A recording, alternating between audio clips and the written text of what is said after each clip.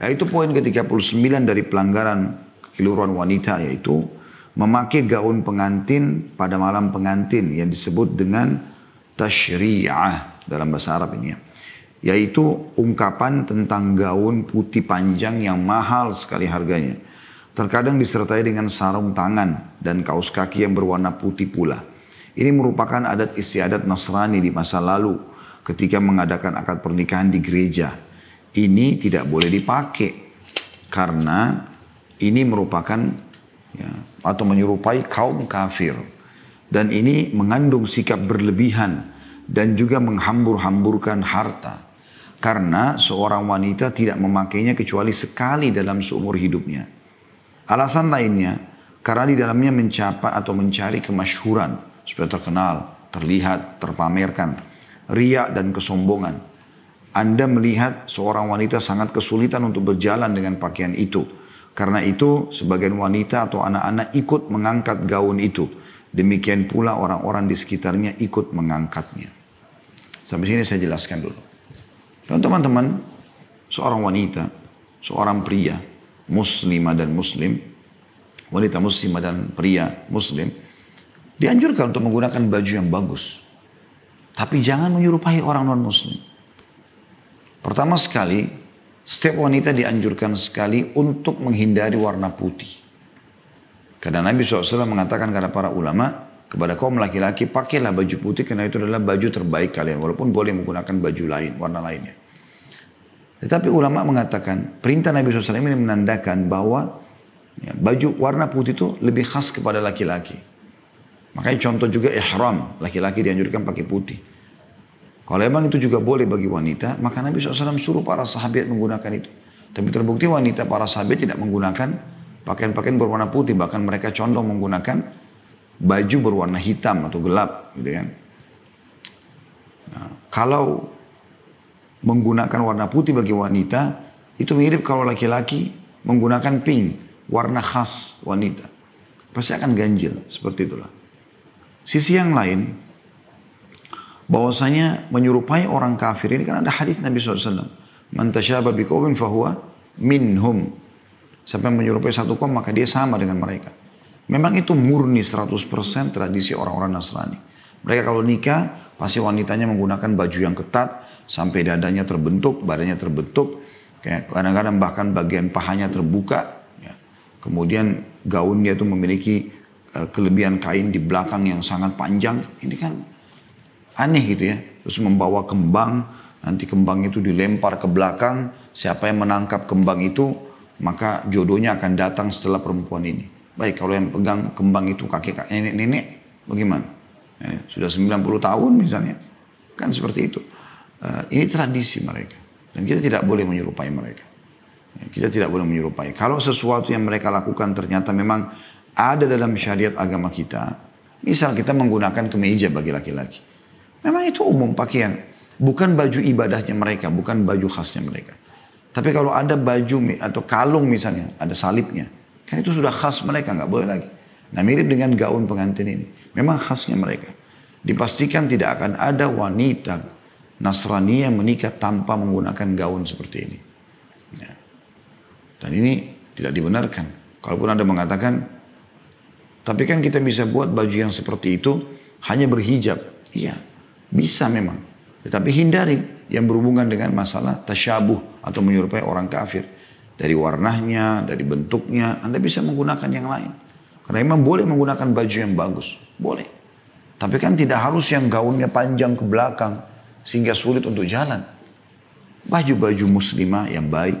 Mungkin Anda bisa merancangnya gitu kan. Yang sesuai dengan syar'i. Intinya tidak menyerupai pakaian mereka gitu. Ya. Jadi tidak perlu harus ada kain lebih di belakang mubazir. Ya. Tidak harus juga yang terlalu mahal harganya. Sehingga seakan-akan hanya sekitar dipakai pada saat itu. Ya. Tabdzir tidak boleh dalam Islam. Boleh indah, boleh rapi, boleh bersih. Tapi ingat. Wala tusrifu. Jangan berlebihan karena itu akan ya Allah tidak suka dengan orang yang berlebihan. Juga di situ ada selain mubazir ada unsur kemasyhurannya dan ini menonjol ya. Kita tidak boleh menggunakan baju syuhrah. Baju syuhrah itu kayak membuat kita muncul rasa sombong, rasa riya kan pernikahan itu ibadah. Ya kan? Masa Anda mau misalnya haji, lalu Anda menggunakan baju yang seperti baju pengantin misalnya, kan tidak. Berbeda gitu. Ya memang karena dalam ibadah itu kita usahakan menjauh, walaupun kita pakai baju yang bagus. Baju syuhra tidak boleh kita gunakan. Nah sementara itu lebih kepada syuhra. Bisa membuat orang menilai juga ekstra pada kita atau malah orang menilai negatif. Seperti itulah. Ya. Ini kalau dibiarkan bisa berbahaya nantinya. Nah ini yang dimaksud dengan beliau kekeliruan di sini.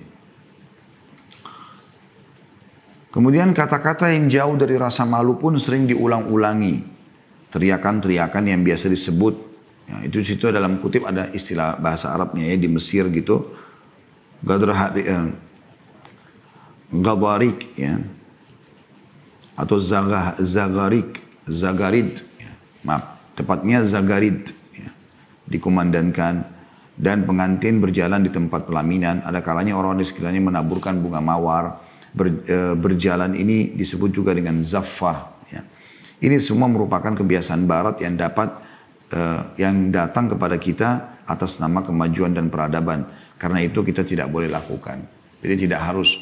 Kita boleh mengucapkan selamat. Kan kita ada doa ya. Kalau kita bertemu dengan mempelai kita mengatakan barakallahu lakuma. Semoga Allah memberkahi pernikahan ini buat kalian berdua. Wa baraka alaikuma. Dan semoga selalu keberkahan bersama kalian berdua. Wa jama'a bainakuma fi khair. Dan semoga Allah gabungkan kalian atau satukan kalian dalam kebaikan. Artinya aman dari semua pertengkaran, hal-hal yang buruk dan seterusnya. Tapi ini ada tradisi di Mesir, biasanya kalau ada perkawinan itu, mereka sengaja teriakkan di dekat kuping pengantin, laki-laki atau perempuan, kata-kata, gitu kan. Yang kata-kata ini mungkin bisa mengundang penilaian negatif. Ya. Saya tentu tidak perlu sebutkan dalam bahasa Indonesia, tapi apapun itu sifatnya. Ya. Sama juga di sini tidak boleh kita sengaja mengerjai para pengantin itu. Nah, saya dengar di beberapa wilayah di Indonesia ini, bahkan dianggap itu sebagai sebuah keharusan lah, kelaziman. Kalau mempelai laki-laki mau menikah, sengaja dikerjain gitu kan. Ada yang dilemparin telur busuk, sehingga pada saat dia akad nikah, jasnya sudah kotor. Ada yang sengaja dibawa keliling oleh teman-temannya, nanti akad nikahnya tertunda sekian jam gitu kan. Dan segala macam hal yang dilakukan. Ini tidak boleh sama sekali. Atau di kalangan kaum wanita, mungkin bedaknya sedikit dibubuhi dengan serbuk cabai dan segala macam lah. Nah, ini semua hal yang tidak boleh dalam Islam. Jadi jangan dianggap sebagai sebuah lelucon. Ya. Begitu juga dengan bahasa-bahasa yang kurang santun. Oleh karena itu teman-teman jangan sampai Anda menonton cuplikan-cuplikan. Misalnya perkawinan orang non-muslim. Karena mereka tuh punya tradisi yang aneh-aneh kadang-kadang. Bahkan sudah bisa dikatakan tidak ada rasa malu karena harus memastikan ciuman di depan orang setelah sah menjadi suami istri. Nah itu tidak perlu dilakukan. Dilarang dalam Islam. Nah itu yang dimaksud dengan poin ke-39. Poin ke-39.